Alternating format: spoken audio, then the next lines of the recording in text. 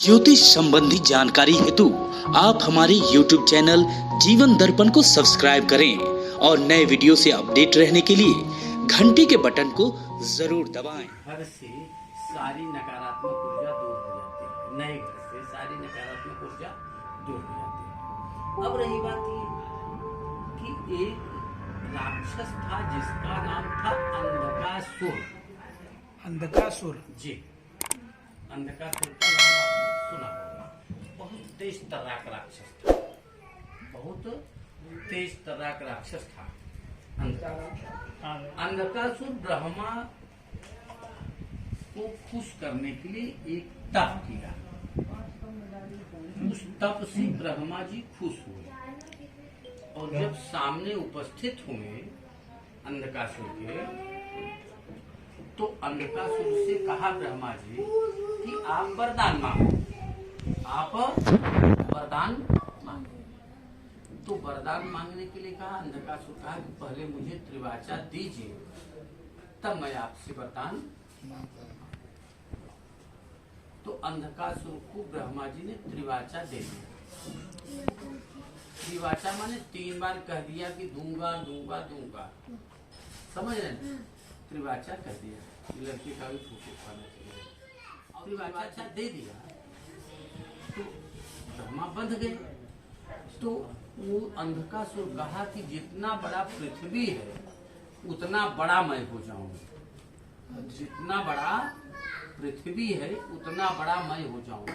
अब ब्रह्मा त्रिवाचा में फंसे थे, अब उनको आशीर्वाद देना ही पड़ा कि एवं मस्त ऐसा ही हो। जैसे बलून जानते हो ना, बलून को यदि दुकान से खरीदोगे तो अपनी जेब में रख करके ला सकते हो ना। और अगर बलून फुला करके अगर रख दिया जाए तो जेब में भर सकते हो, पॉकेट में डाल सकते हो, बैग में डाल सकते हो, नहीं डाल सकते ना।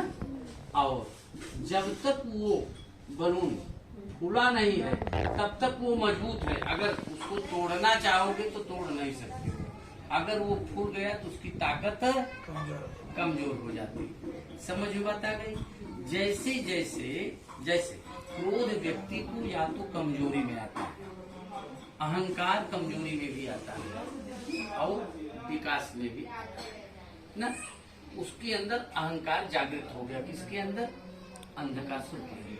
तो वो जिधर चलता था उधर एकदम बराबर करता चलता था।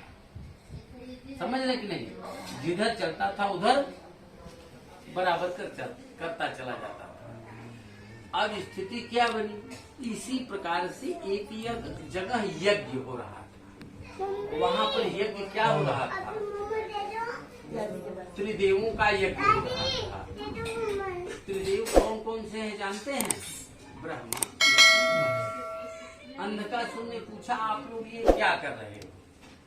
आप लोग ये क्या कर रहे हैं? तो लोगों ने बताया कि हम त्रिदेवों की पूजा कर रहे हैं। तो ब्रह्मा विष्णु तो पूछा कि त्रिदेव कौन कौन से? कहा ब्रह्मा विष्णु महेश। अच्छा ये बताइए, हम 30वें तल पे हैं, अगर यहाँ से नीचे वाले व्यक्ति को देखेंगे तो वो छोटा दिखाई देगा नहीं ना। अब वो अंधकासुर इतना ऊंचाई लंबाई लिए हुए था कि ब्रह्मा उमा एकदम माछी दिखाते रहे। तो उसके अंदर अहंकार आ गया। ब्रह्मा से वरदान प्राप्त किया, वो पहचान नहीं पाया, समझा नहीं। वो सोचे ये लोग क्या करेंगे। तो पूजा करने वाले लोगों से कहा कि हमारी पूजा तुम लोग करो। अच्छा ये बताइए, अगर आपको कोई अपरिचित पंडित जी कहते कि आप इतनी बड़ी पूजा कर लीजिए तो तैयार होते हैं? नहीं, बिल्कुल।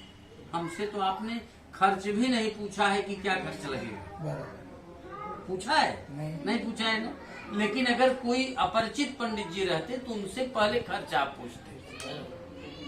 अगर आपको बात समझ में आती तब आप करते ना। अब रही बात ये, लोगों ने ये कहा कि आप कौन? कहा कि मैं सबसे बड़ा आदमी हूँ, ब्रह्मा विष्णु से भी बड़ा हूँ, इसलिए हमारी पूजा तुम लोग करो। तो लोगों ने तैयार हम तुम्हारी पूजा क्यों करेंगे? नहीं करेंगे, तुम्हारी पूजा नहीं करेंगे।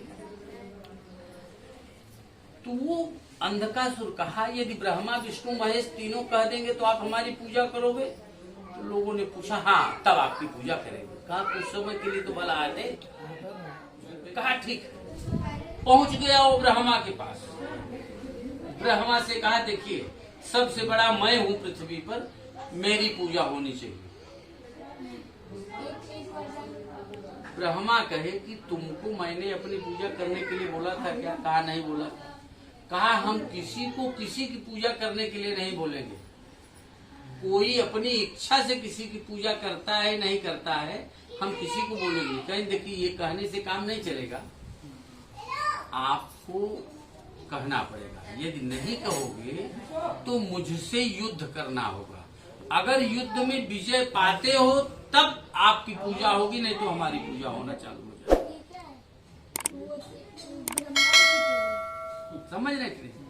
अब युद्ध हो गया, लेकिन वो अंधकासुर की उत्पत्ति शंकर जी के तीसरे नेत्र की ज्वाला से हुई थी, इसलिए अंधकासुर को परास्त करने वाला कोई था नहीं इस पृथ्वी पर। समझ रहे कि नहीं? अब ब्रह्मा पतली गली से बगल चले गए, हार करके पतली गली से बगल चले गए। अब विष्णु भगवान के पास गया। विष्णु भगवान योग निद्रा में मस्त थे। उनको कुछ समझ में नहीं आया कि हम क्या करेंगे, कैसे करेंगे। कोई दिक्कत नहीं, समझ रहे?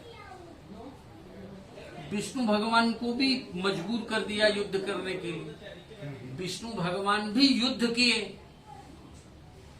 लेकिन अंधकासुर को पराजित नहीं कर पाए। वो भी पतली गली से बगल चले गए। समझ रहे हैं? अब शिव के पास गया। समझ रहे हैं? शिव के पास गया। अब शिव के पास जाने के बाद में शिव से भी कहा,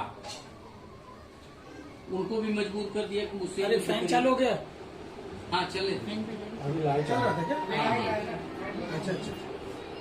युद्ध करी, शंकर जी ने भी युद्ध किया, लेकिन शंकर जी भी जीत नहीं पाए, पतली गली से बगल में। अच्छा।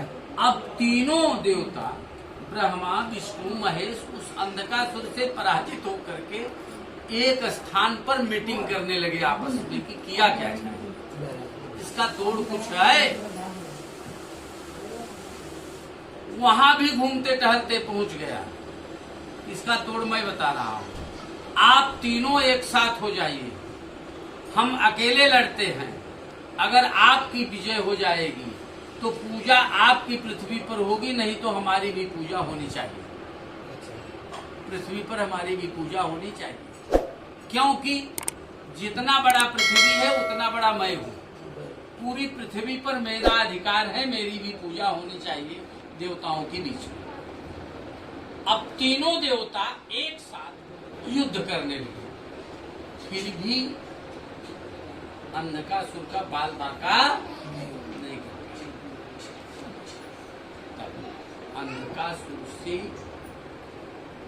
ब्रह्मा से अकेले विष्णु भगवान पूछते। ब्रह्मा से विष्णु भगवान अकेले कहते हैं कि देखो नियम से तो इसको कोई परास्त नहीं कर पाएगा। अगर इनके साथ छल किया जाए तो कुछ चांस बनता है। ब्रह्मा हाथ जोड़ के कहन महाराज छलिया दबे क्या कोनो जुगाड़ लगावा। समझे ना? तो जैसे आपको हम सामने से मारना चाहेंगे तो तुरंत आप हमारा हाथ पकड़ सकते हो ना। अगर पीछे से कोई मारना चाहे तो उसका हाथ पकड़ सकते हो? नहीं पकड़ सकते। तो विष्णु भगवान ने उस अंधकासुर को पेट के बल जमीन पर लेटा दिया और ब्रह्मा से कहा इसको जमीन में गाड़ दो, इसको जमीन में गाड़ दो। अब जमीन में जब गड़ जाएगा तो न रहे बांस न बजेगी। लेकिन उसको कई बार ब्रह्मा ने जमीन में गाड़ना चाहा, लेकिन अपना शरीर ऐसे ही इधर उधर हिलाता था तो फिर बाहर आ जाता था, नीचे नहीं हो पाता। तो विष्णु भगवान ने उसकी कान में पूछा, तुम चाहते क्या हो ये बताओ। कहा जिस प्रकार से यज्ञ कोई करता है, कहा जितना बड़ा पृथ्वी है उतना बड़ा मैं हूँ, पूरी पृथ्वी पर मेरा अधिकार बना हुआ, तो आप ये निर्धारित करिए कि मेरी भी पूजा पृथ्वी पर होना चाहिए, चाहे कोई दुकान बनाए चाहे कोई मकान बनाए, समझ रहे हैं, चाहे छत पर बनाए और चाहे जमीन पर बनाए, कहीं भी बनाए, लेकिन हमारी पूजा होनी। तो विष्णु भगवान ने कहा कि तुम्हारे अंदर ताकत तो बहुत अच्छी है, तुम्हारी ताकत से, तुम्हारे युद्ध कौशल से मैं बहुत खुश हूँ, लेकिन अंधकासुर नाम के राक्षस से के नाम पर तुम्हारी पूजा नहीं होगी। अगर तुम्हारा ब्रांड बदल देंगे, जैसे अगर किसी पैकेट में जहर लिखा है तो क्या आप उसको खाना चाहेंगे? नहीं। अगर तंबाकू एक जहर ही है, लेकिन लोग तंबाकू लिखा रहता है इसलिए लोग खाते हैं। अगर केवल जहर लिखा होता तो खाने के लिए लोग नहीं खाते। समझ में बात आ गई? कहा कि तुम्हारी ब्रांडिंग बदलनी होगी। तो विष्णु भगवान ने कहा तुम्हारे युद्ध से मैं खुश हूँ, तुम्हारा नाम आज से वास्तु पुरुष रखते हैं।